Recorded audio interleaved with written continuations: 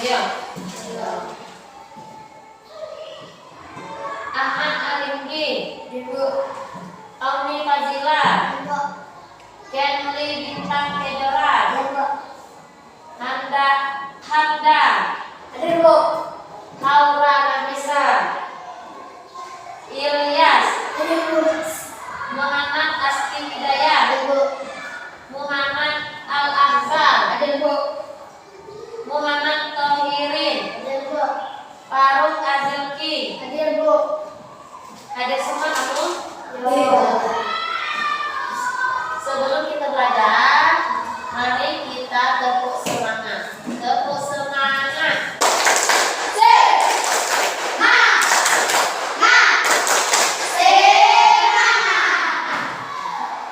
Apa ujian Assalamualaikum? Tema berapa? Tema 8 itu tentang apa judulnya? Daerah tempat tinggal. Tentang daerah tempat tinggal. Buka tema 8 itu. Buka.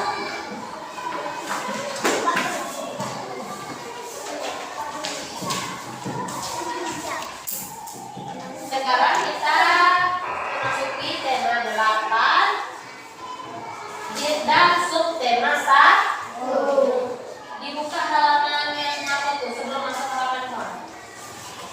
Ada bacanya subtema 1, subtema 2 dan subtema 3. Hari ini kita mempelajari subtema 1 sama subtema 2.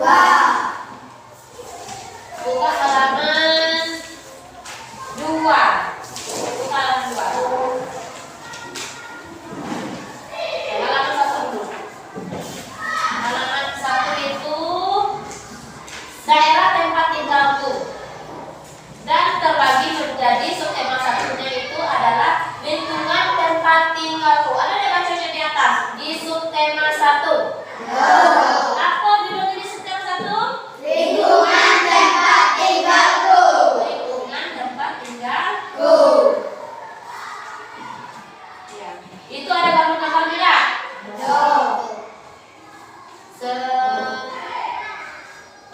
Tempat tinggal adalah tempat manusia, perhatikan ya.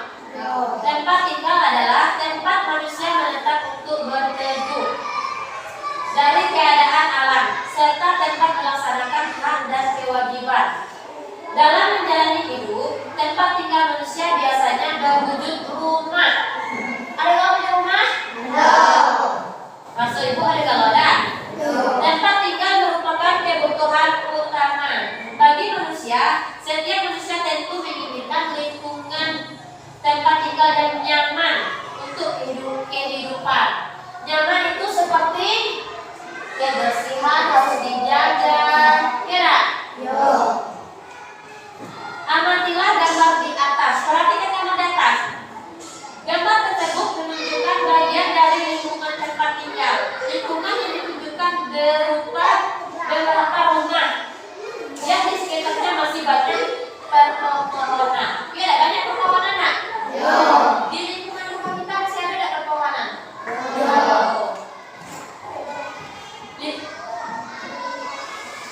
Pada gambar juga terlihat hamparan sawah dengan para petani yang sedang bekerja. Tahu sawah? Terlihat juga binatang berupa ayam dan sapi. Lingkungan tempat tinggal pada gambar lebih tepat dinamakan perdesaan. Lingkungan tersebut lebih tepat dinamakan perdesaan. Di mana tempat tinggalmu, bagaikan lingkungan tempat tinggalmu, nyamankanlah kamu tinggal di lingkunganmu. Buka halaman 2. Di halaman 2 itu ada asal mula Telaga Warna. Asal mula Telaga Warna itu cerita. Di dalam subtema 1 itu pelajaran 1 ada asal mula Telaga Warna. Kamu baca dulu Aldi Fazila. Baca dalam apa dulu? Asal mula Telaga Warna sampai Dengarkan ya. Asal mula telagawannya. Dahulu kala di Jawa Barat ada raja dan permaisuri yang sebelum mengambil anak. Padahal mereka sudah bertahun-tahun menunggu. Akhirnya raja memutuskan untuk bertapa di hutan. Di hutan raja terus berdoa kepada Yang Maha Kuasa.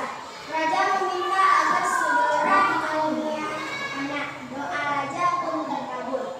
Permaisuri melahirkan seorang bayi perempuan. Raja dan permaisuri sangat bahagia.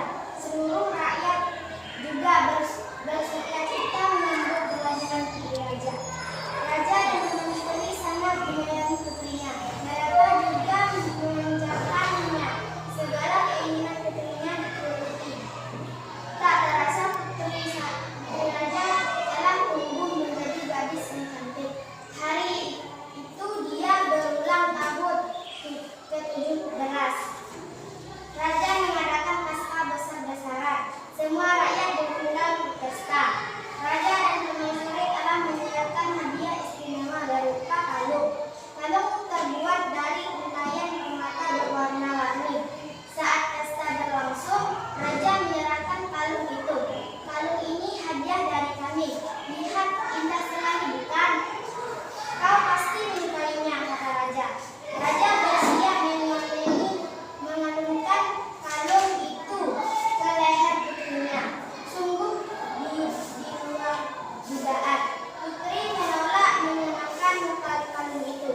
Aku tak suka kalung ini, ayah, tolak putri dengan kasar. Raja dan permaisuri terkejut. Kemudian permaisuri berusaha membujuk putrinya dengan lembut. Permaisuri mendekat dan hendak mengangkatkan kalung itu ke leher putrinya.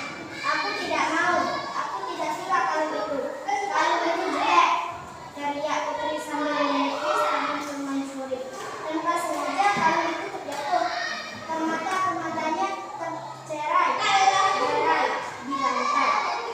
Permaisuri terbungkuk dan menangis.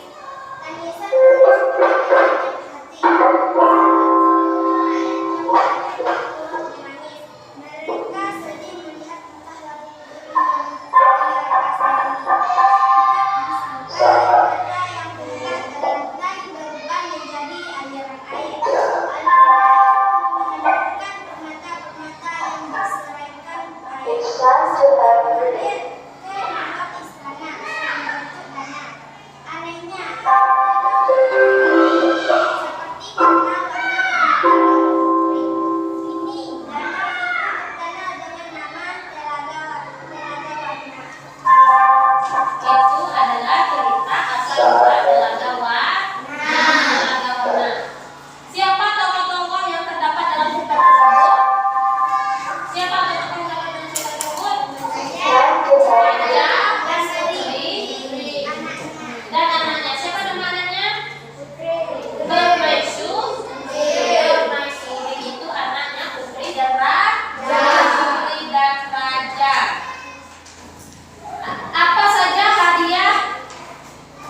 Apa hadiah yang disiapkan raja permaisuri untuk ulang tahun putrinya? Kalung permata. Mengapa permaisuri bersedih dan menangis di hari ulang tahun anaknya? Karena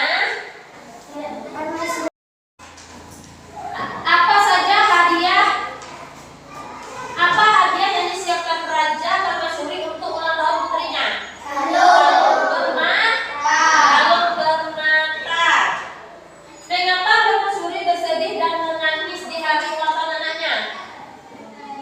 Karena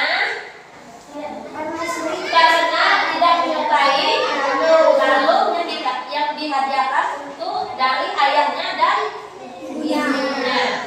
Bagaimana sifat putri dalam cerita tersebut? Sifat putri itu ibunya tadi. Bagaimana sifatnya? Dia bersedih dan menangis karena permaisuri tidak menyukai hadiah yang diberikannya. Ya dah. Di mana raja melakukan pertapaan sebelum dia mempunyai anak tadi? Di mana raja melakukan pertapaan? Coba lihat. Di hutan.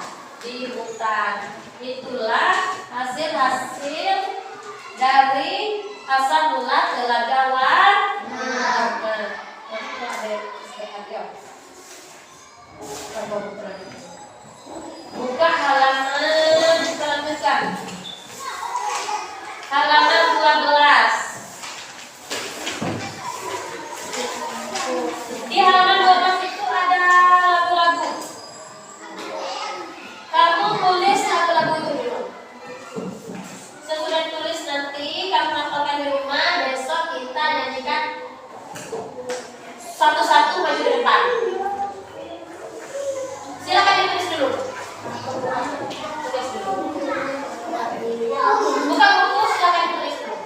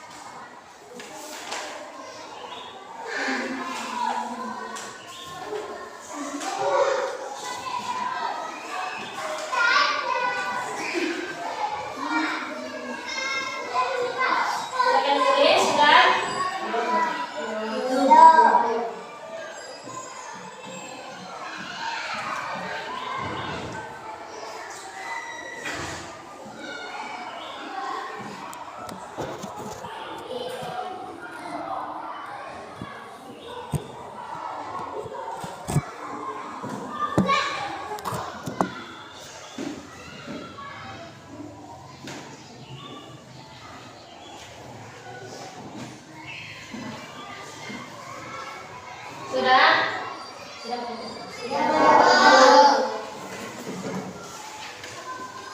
Sudah ditulis.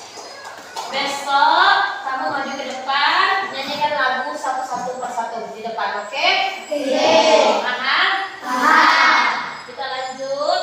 Sekarang buka halaman 15 sama halaman 16. Di halaman 15 itu ada juga cerita rakyat. Cerita rakyat tentang Kasuari dan Dara Mahkota. Kenling, bacakan cerita itu. Kasuari dan Dara Mahkota. Kasuari memiliki badan besar dan sayap lebar. Dia mampu terbang tinggi. Namun Kasuari amat serakah. Dia memetik banyak sekali buah yang telah masak. Buah-buahan itu disembunyikan di bawah sayapnya, hingga burung-burung lain tidak kebagian. Burung-burung lain mengetahui keserakahan Kasuari. Oleh karena itu, tidak seekor burung pun mau berteman dengannya. Meski demikian, Kasuari tidak menyembunyikannya. Lama-kelamaan Kasuari semakin serakah. Tidak hanya buah-buahan di pohon saja yang diambilnya, tetapi juga buah-buahan yang jatuh ke tanah. Burung-burung lain pun jengkel. Mereka mencari cara agar Kasuari sadar dari sifat serakahnya. Bagaimana jika berlomba terbang? Siapa yang mampu terbang tinggi dan paling jauh, dialah pemenangnya. Kalau Kasuari kalah, dia tidak boleh mencurangi kita lagi. Usul Dara Mahkota. Siapa yang bisa melawan Kasuari? Badannya besar, sayapnya lebar sekali. Menyatakan sayap, dia pasti bisa terbang jauh. Kita tidak akan menang, jawab Pipit pesimis. Ingat, kita harus menggunakan akal. Serahkan semuanya kepadaku. Aku akan melawannya dalam perlombaan ini, kata Dara Mahkota sambil berseru. Dia berusaha meyakinkan teman-temannya. Teman-teman Dara Mahkota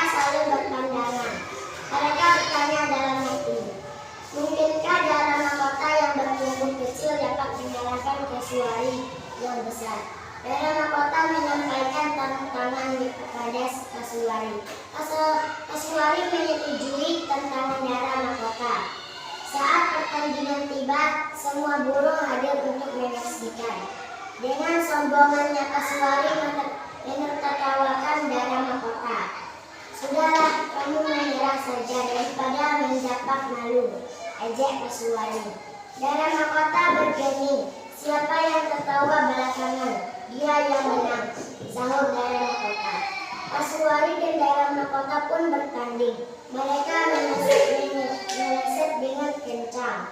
Kasuari terbang cepat sekali. Sesekali kasuari menoleh Dara Mahkota yang berada di belakangnya. Dia takut jika Dara Mahkota menyusulnya. Saat asik menoleh, tiba-tiba kasuari menabrak batang pohon. Sebelah sayapnya pun patah. Semua yang hadir terkagum, tetapi kasuari tak mau menyerah. Dia berusaha bangkit dan mengepakkan sayapnya. Sayangnya dia terus terjatuh dan menggelepar di tanah. Sementara itu Dara Mahkota terus melesat jauh meninggalkan kasuari. Kasuari hanya dapat memandang Dara Mahkota dengan rasa malu. Sekarang dia baru tahu rasanya menjadi makhluk cuma. Selama ini dia selalu merasa menjadi burung terhebat. Namun dalam sekejap dia tidak mampu terbang lagi. Beberapa burung lain turun ke tanah. Mereka membantu kasuari. Kasuari semakin malu karena selama ini dia telah mencurangi mereka. Sejak saat itu kasuari sadar dan mengubah perilakunya. Namun sayang sekali sejak saat itu ular kasuari tidak bisa terbang lagi. Dia harus mencari makan di tanah. Itu adalah cerita kasuari dan Dara Mahkota. Pada pembelajaran 1 telah dijelaskan bahwa cerita asal mula Telaga Warna merupakan cerita fiksi. Cerita fiksi yang diceritakan ibu guru di atas juga merupakan cerita fiksi. Siapa saja tokoh-tokoh dalam cerita tersebut? Sebutkan tokoh-tokoh dalam cerita. Kemudian ceritakan secara lisan. Ceritakan tersebut di depan teman-teman dan guru. Ada berbagai jenis cerita fiksi, diantaranya cerita rakyat, cerpen, dan novel. Adapun jenis cerita rakyat antara lain cerita jenaka, mitik, fabel, legenda, dan saya. Ayo kamu silakan berdiskusi dengan teman-temanmu. Berdiskusi, tanya-tanya yuk. Cerita jenaka, silakan berdiskusi. Carikan informasi tentang jenis-jenis cerita fiksi berikut.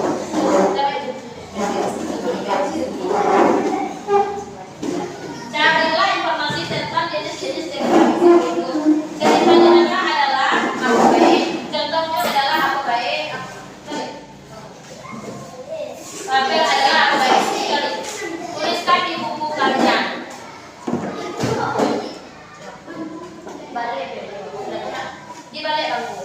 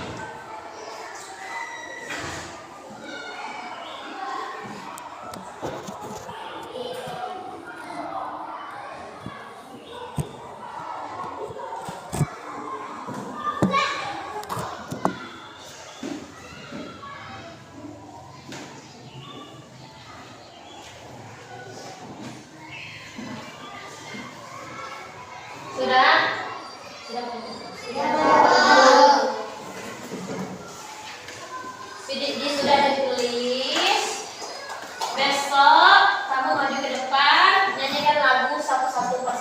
depan, oke? Paham? Kita lanjut. Sekarang buka halaman 15 sama halaman 16. Di halaman 15 itu ada juga cerita rakyat. Cerita rakyat tentang Kasuari dan Dara Mahkota. Kenling, bacakan cerita itu. Kasuari dan Dara Mahkota. Kasuari memiliki badan besar dan sayap lebar. Dia mampu terbang tinggi. Namun Kasuari amat serakah. Dia memetik banyak sekali buah yang telah masak.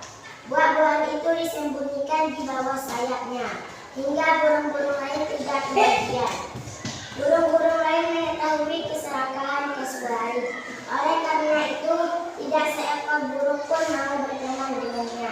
Meski demikian, Kasuari tidak menyembunyikannya. Karena kelamaan, Kasuari semakin serakah. Tidak hanya buah-buahan di pohon saja yang diambilnya, tetapi juga buah-buahan yang jatuh ke tanah. Burung-burung lain pun jengkel. Mereka mencari cara agar Kasuari sadar dari sifat serakahnya. Bagaimana jika berlomba terbang? Siapa yang mampu terbang tinggi dan paling jauh, dialah pemenangnya. Kalau Kasuari kalah, dia tidak boleh mencurangi kita lagi. Usul Dara Mahkota. Siapa yang bisa melawan Kasuari? Badannya besar, sayapnya lebar sekali. Mengatakan sayap, dia pasti bisa terbang jauh. Kita tidak akan menang, jawab Pipit pesimis. Ingat, kita harus menggunakan akal. Serahkan semuanya kepadaku. Aku akan melawannya dalam perlombaan ini, kata Dara Mahkota sambil tersenyum. Dia berusaha meyakinkan teman-temannya. Teman-teman Dara Mahkota selalu berpandangan. Mereka bertanya dalam hati, mungkinkah Dara Mahkota yang bertubuh kecil dapat mengalahkan Kasuari yang besar? Dara Mahkota menyampaikan tantangan kepada Kasuari. Kasuari menyetujui tantangan Dara Mahkota. Saat pertandingan tiba, semua burung hadir untuk menyaksikan. Dengan sombongannya Kasuari menertawakan Dara Mahkota. Sudahlah, kamu menyerah saja daripada mendapat malu, ejek Kasuari. Dara Mahkota bergeming. Siapa yang tertawa belakangan, dia yang menang, sahut Dara Mahkota. Kasuari dan Dara Mahkota pun bertanding. Mereka meleset dengan kencang. Kasuari terbang cepat sekali. Sesekali Kasuari menoleh Dara Mahkota yang berada di belakangnya. Dia takut jika Dara Mahkota menyusulnya. Saat asik menoleh, tiba-tiba Kasuari menabrak batang pohon. Sebelah sayapnya pun patah. Semua yang hadir terkabur. Tetapi Kasuari tak mau menyerah. Dia berusaha bangkit dan mengepakkan sayapnya. Sayangnya dia terus terjatuh dan mengelepar di tanah. Sementara itu Dara Mahkota terus melesat jauh meninggalkan Kasuari. Kasuari hanya dapat memandang Dara Mahkota dengan rasa malu. Sekarang dia baru tahu rasanya menjadi makhluk lemah. Selama ini dia selalu merasa menjadi burung terhebat. Namun dalam sekejap dia tidak mampu terbang lagi. Beberapa burung lain turun ke tanah. Mereka membantu Kasuari. Kasuari semakin malu karena selama ini dia telah mencurangi mereka. Sejak saat itu Kasuari sadar dan mengubah perilakunya. Namun sayang sekali sejak saat itu ular Kasuari tidak bisa terbang lagi. Dia harus mencari makan di tanah. Itu adalah cerita Kasuari dan Dara Mahkota. Pada pembelajaran 1 telah dijelaskan bahwa cerita asal mula Telaga Warna merupakan cerita fiksi. Cerita fiksi yang diceritakan ibu guru di atas juga merupakan cerita fiksi. Siapa saja tokoh-tokoh dalam cerita tersebut? Sebutkan tokoh-tokoh dalam cerita. Kemudian ceritakan secara lisan. Ceritakan tersebut di depan teman-teman dan guru. Ada berbagai jenis cerita fiksi, diantaranya cerita rakyat, cerpen, dan novel. Adapun jenis cerita rakyat antara lain cerita jenaka, mitik, fabel, legenda, dan saya. Ayo kamu silakan berdiskusi dengan teman-temanmu. Berdiskusi.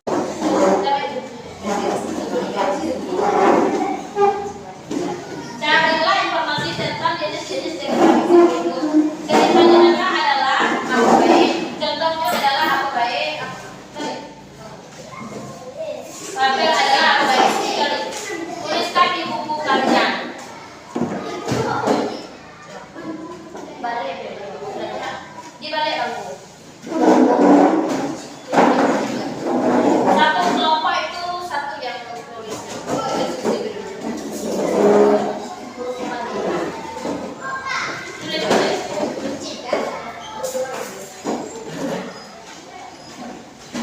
Legenda adalah apa B? Contohnya apa B? Legenda. Saga adalah apa? Saga itu apa? Tuliskan dan contohnya. Cerpen adalah apa? Cerpen itu dan tulis contohnya. Novel adalah tulis contohnya juga.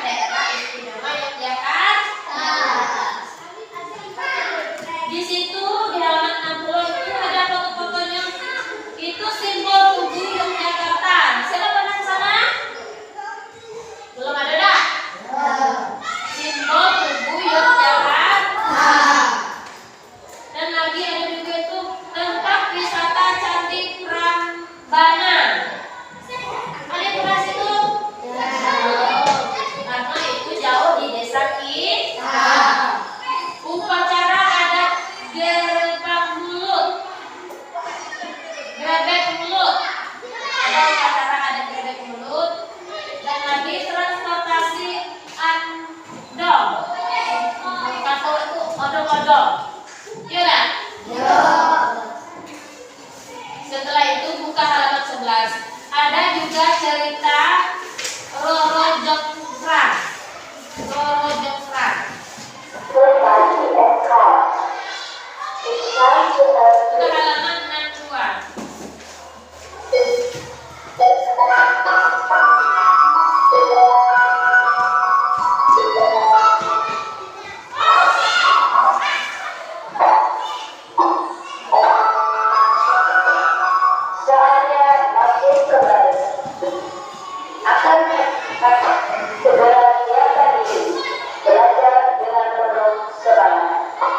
Roro Jonggrang adalah seorang putri dari kerajaan Rangbanya. Raja berbondong ayah Roro Jonggrang muncul dalam pertarungan melawan Batu. Itu ceritanya, singkat dari ceritanya. Cerita itu kamu boleh baca di buku informasi di dalam hati. Baca cerita Roro Jonggrang di dalam hati di buku.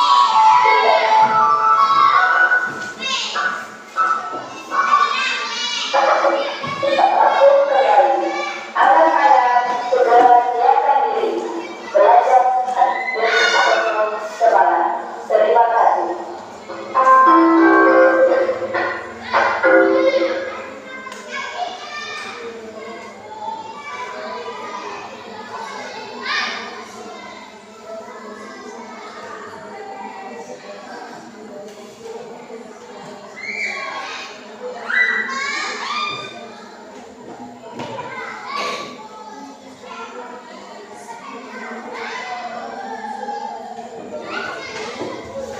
Sudah?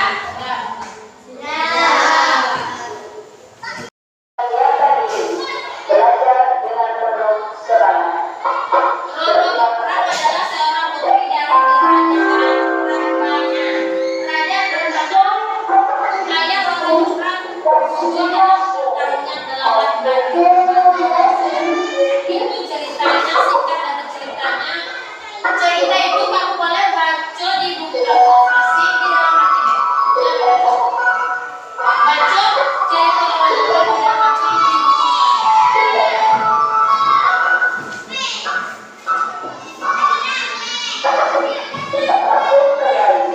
Anak-anak segera siapkan diri. Belajar dengan penuh semangat. Terima kasih.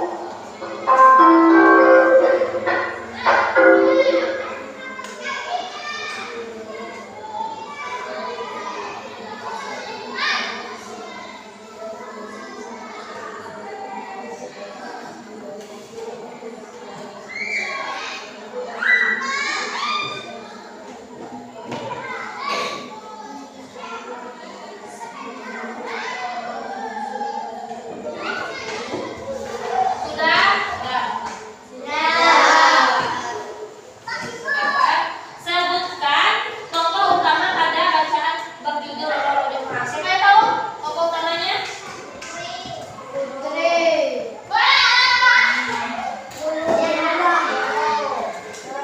Roro Jonggrang. Roro Jonggrang itu adalah tokoh utama pada bacaan tersebut. Sebutkan tokoh tambahan pada bacaan berjudul Roro Jonggrang. Siapa baik? Ulado, Bondowoso. Siapa lagi?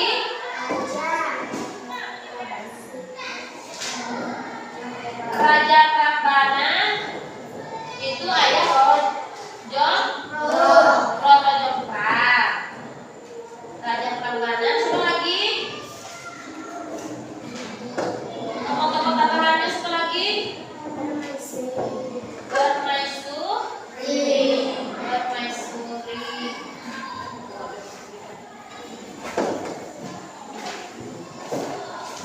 Paham kamu di situ?